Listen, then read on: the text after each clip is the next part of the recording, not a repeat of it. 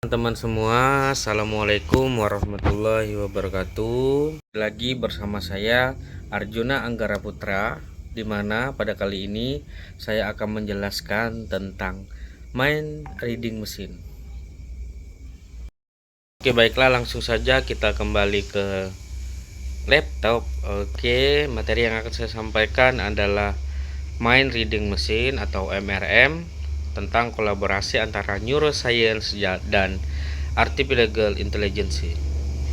Saya Arjuna Anggara Putra dengan NIM 3107 0007 2210 192 dengan dosen pengampu Insinyur Nopriadi Sarjana Teknik Magister Sains PhD IPM dengan program studi digital neuropsikologi Universitas Insan Cita Indonesia. Oke, next. Yang pertama yang pastinya kita akan membahas suatu pendahuluan, di mana pendahuluan ini terfokus pada apa itu mind reading machine atau MRM.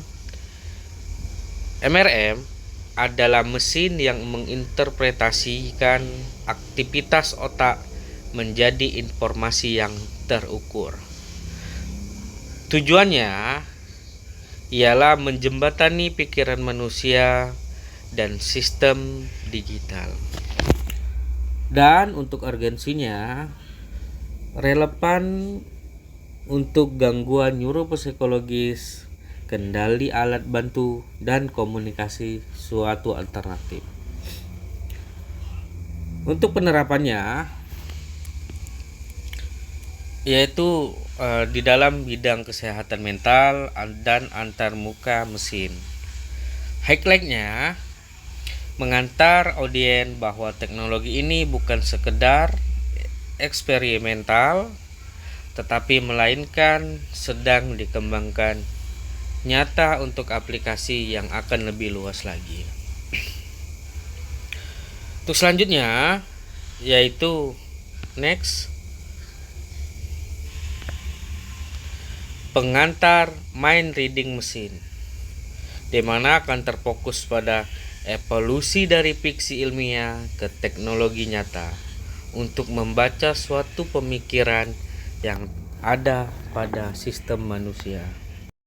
Yang kedua, itu dari ide atau fiksi ke ilmiah kenyataan, atau otak sebagai interface biologi yang sinyalnya dapat dikodekan. Dengan catatan, ini menegaskan bahwa teknologi membaca pikiran bukan lagi mendongeng suatu Hollywood. Dengan decoding sinyal otak, pikiran jadi data. Oke, next. Data neuroscience dalam mind reading machine terfokus pada area penting, yaitu prefrontal cortex atau pemrosesan kognitif, dan amigdala, yaitu pada suatu emosi. Untuk teknologinya atau aktivitas listrik otak, yaitu ada pada EEG dan fMRI untuk mengamati dan menangkap sinyal saraf korteks. Untuk konteksnya, bagian ini adalah hal yang menjembatani antara struktur otak dan fungsi yang bisa dibaca oleh mesin. Itulah jantung dari mind reading machine, untuk mengkorelasikan sinyal saraf dengan pikiran dan emosi. Oke, next.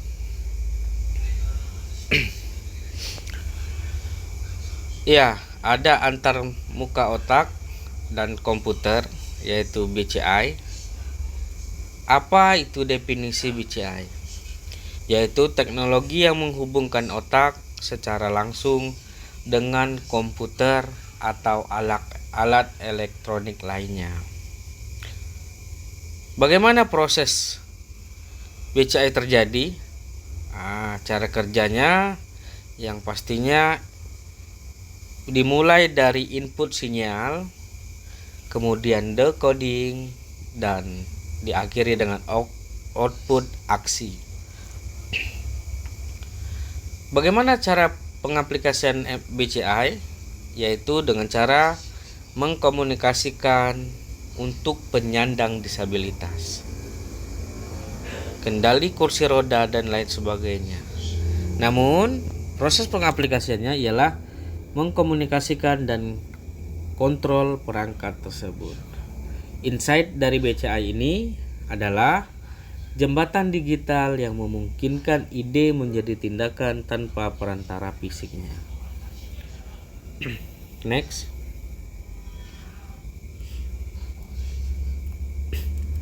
Bagaimana sih cara kerja dasar mind reading machine? Proses kerjanya seperti yang ada di layar. Yang pertama itu akuisisi.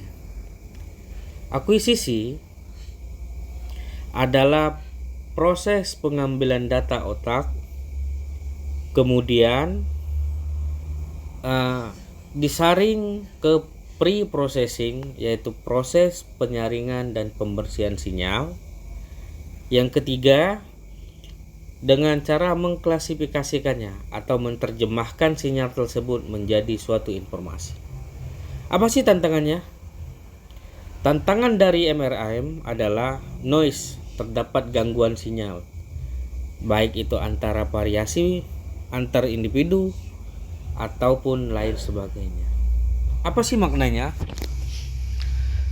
Maknanya mesin ini bekerja secara penerjemah bahasa otak, tapi sangat-sangat sensitif terhadap gangguan-gangguan sinyal lainnya.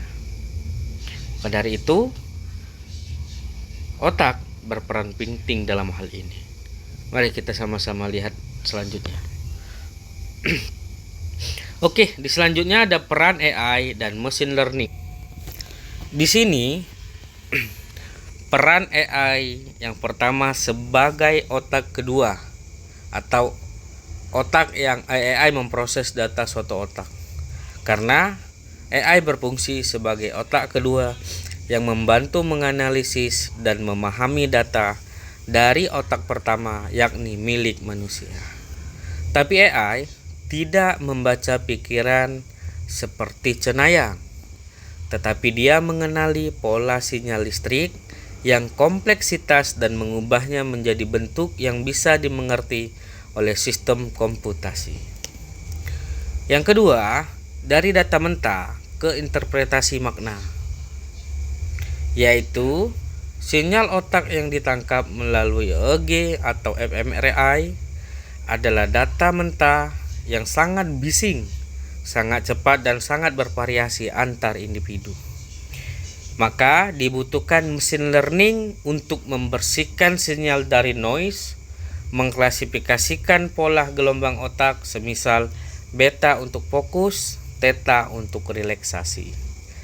Yang ketiga, memprediksi intensitas atau emosi berdasarkan pola sinyal tersebut.